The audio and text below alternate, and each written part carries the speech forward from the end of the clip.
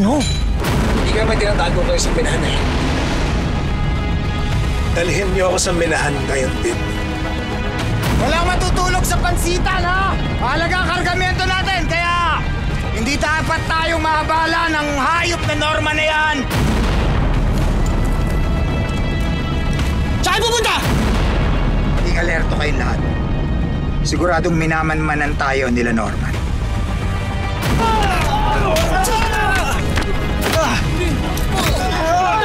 Gumigido! Kailangan nyo na umalis dito. May planta kami ng bomba. Sasabog ang buong minahan.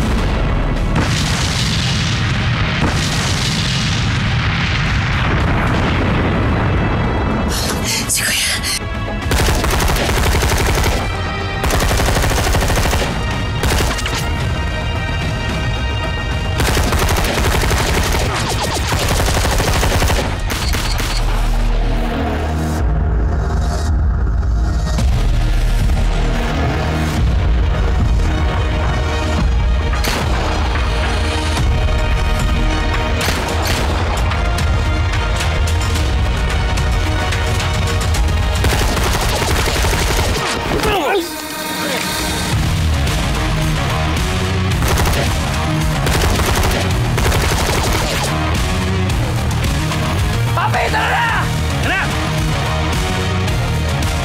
Traitor ka, ha?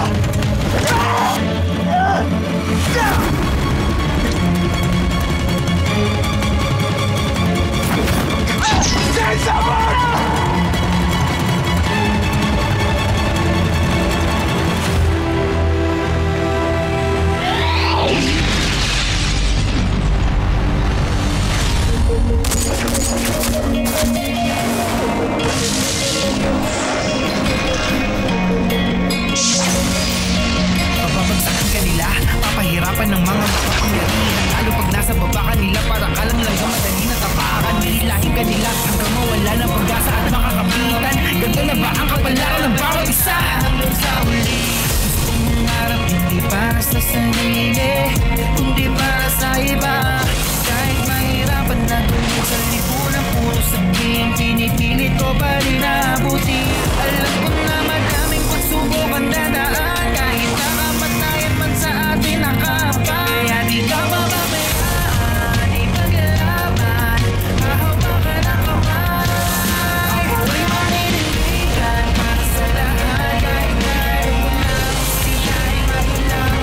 Di mo bibigyan, di mo bibigyan, pinalaman ko pa rin ng mga sasibong susuko.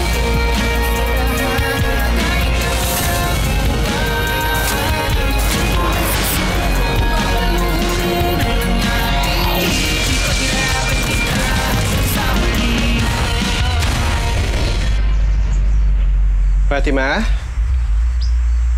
Oh, ito na yung pinagluto kita ng merienda. Oh, una habang mainit pa. Kain na. Pansit Canton. Favorite mo yun, di ba? Ay, teka lang. Hindi pa pala.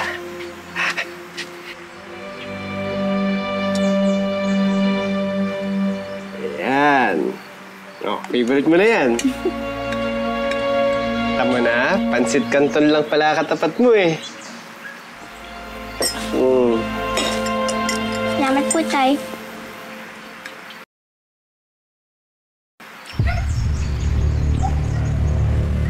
Days. Si Gob, nagpupumilit pa rin pumunta dyan. Negative. Kailangan bumalik kayo dito. Nagkakagulo dito. O ano na? Kailangan nyo daw ng tulong, oh. Pupuntahan ba natin o tatapusin na natin ito dito?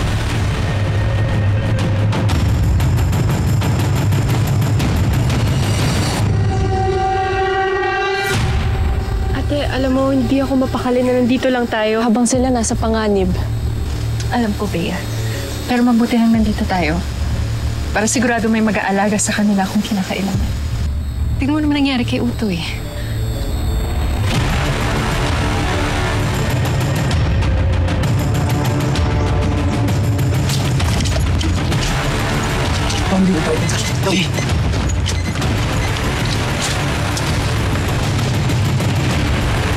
Pido, nakatakas yung mga minero. Diba? What are we waiting for? Time to party. Final!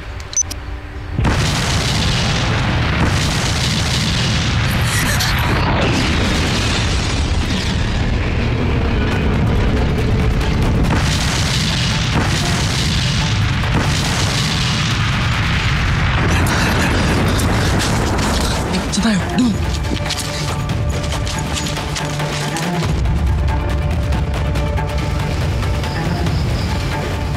Sana ligtas sila. Huwag ka mag-alala, Bea. Pagtiwala ako sa kanila. Pagdasal na lang natin sila. Si Norman, si Jane, si Pido, Si Tommy. si Obet.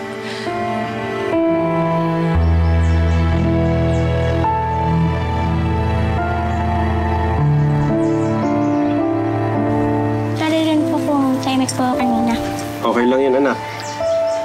Basta tandaan mo, pag may problema ka, huwag kang mahihiyang magsabi sa tatay. Eh, bakit nga ba bad mood ka kanina? Dahil ba hindi kita pinayagan sa field trip ninyo? Lahat po kasi nakaklase ko po kasama. Ako lang po hindi. Excited pa naman po ako. Iniisip ko lang din naman kasi yung kapakanan mo eh. Alam mo naman, simula nang mawala ang nanay mo, hindi na mawala sa isip ko yung baka may mangyari ring masama sa'yo. Pero hayaan mo, babawi ako sa'yo. Promise. Okay, sige na, kain na.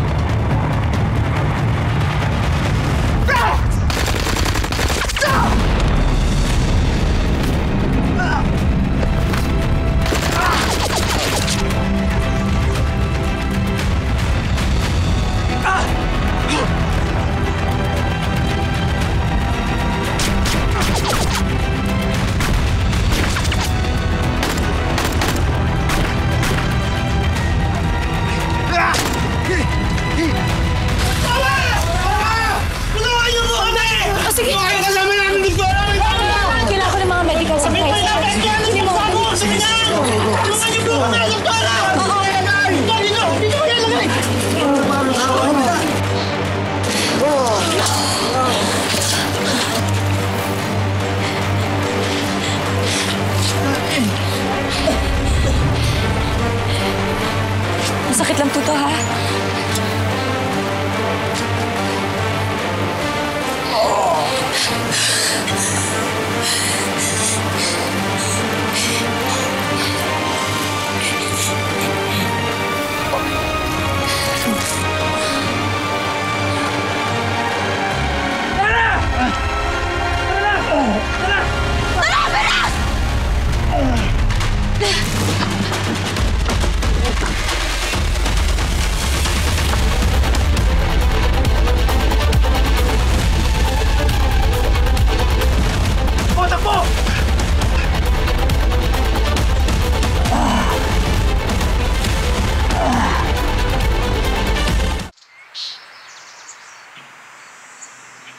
Anak?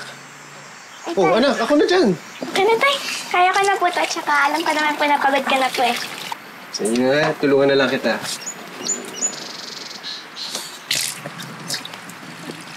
Hey!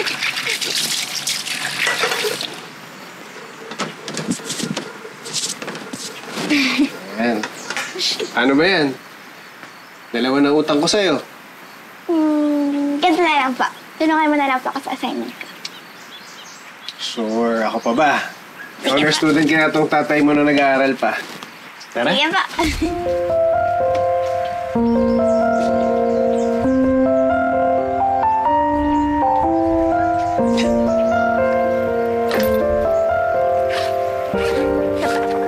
Ano ba itong assignment mo?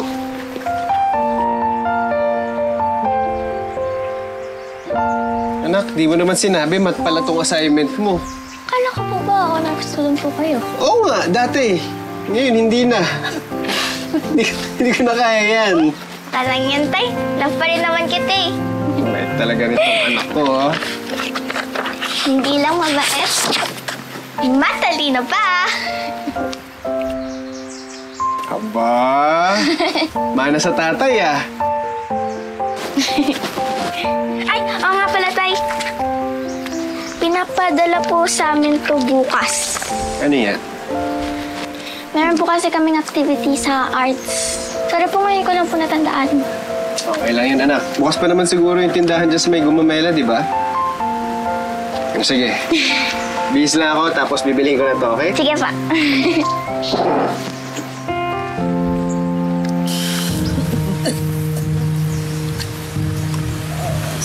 Wah, Galando. okay po ba?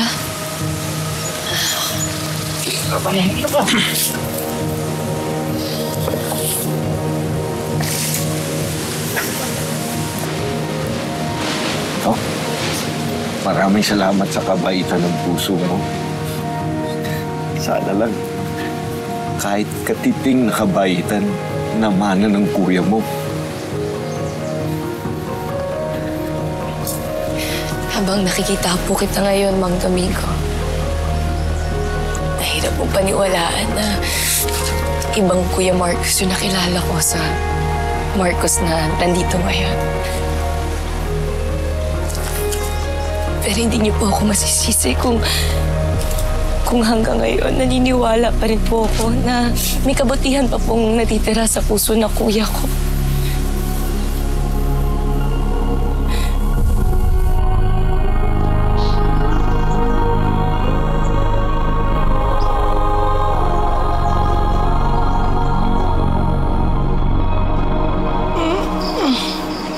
Udoy?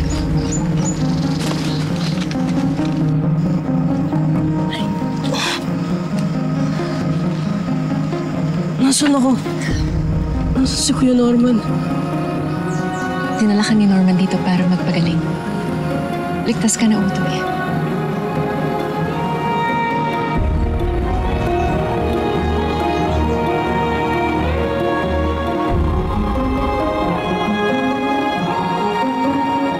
Kaya ngayon po, ako na po muna yung humihingi ng kapatawaran para po sa mga nagawa ng kuya ko. Pasensya po, Mang Domingo. Pasensya po. Sorry po. Pasensya po talaga. Sorry po. Pasensya po.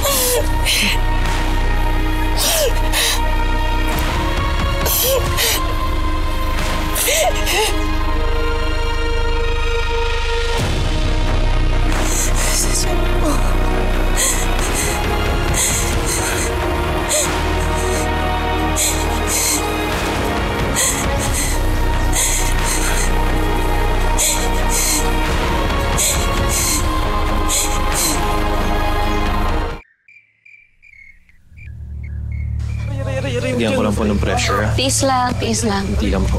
Tiis lang. Sandali lang. Tiis lang. Konting tiis lang. Ay, hawakan. Okay na. Nasakit pa ba po? Konting tiis pa. Konting tiis lang, ha? Hindi, hawakan mo na, okay? Sandali lang, ha? Kuya? Sandali lang po.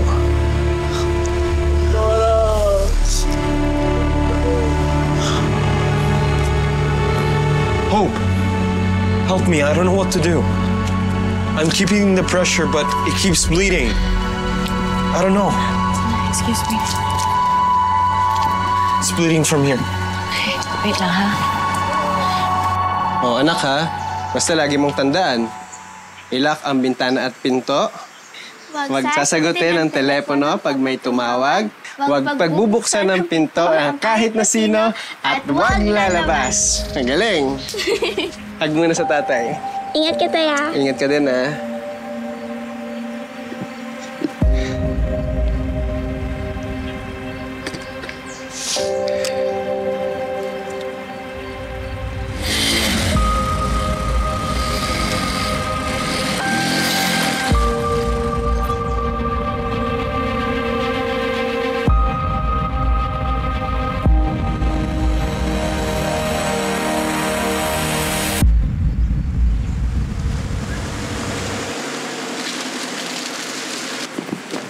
Kasama natin! Tulong mga kasama! Tulong! Tulong! Tulong! Tulong!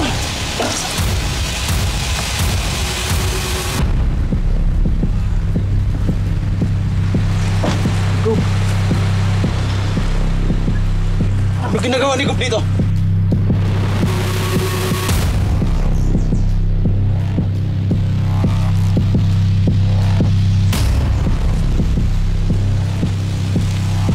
So ito pala yung menahan. Base sa nakikita ko mukhang tigil muna kayo sa operasyon eh, no? Baba mo muna baril mo bago ko kayo ubusin. Okay.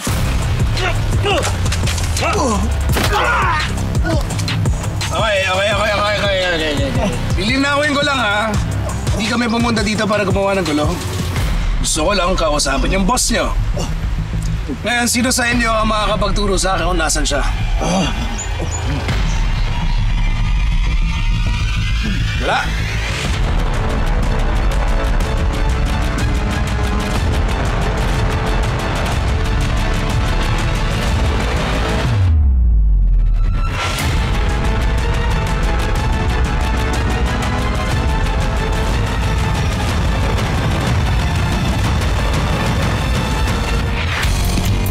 Norman, mag-usap na tayo. Alam mo ba yung ginagawa mo? Hindi kami ang dapat sisihin sa gulo na to. Si Marcos.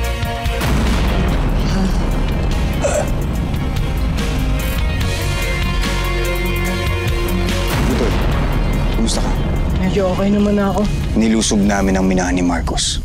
Sira na ang operasyon niya. Pero hindi tayo pwede makampante. Simula pa lang to. Ano nangyari dyan, kuya? Parte ba yan ng impyerno na sinasabi mong pinagdaanan mo noon? Ayoko nang maiwan dito. Ano ibig mo sabihin? Gusto kong sumama sa inyo sa digmaan.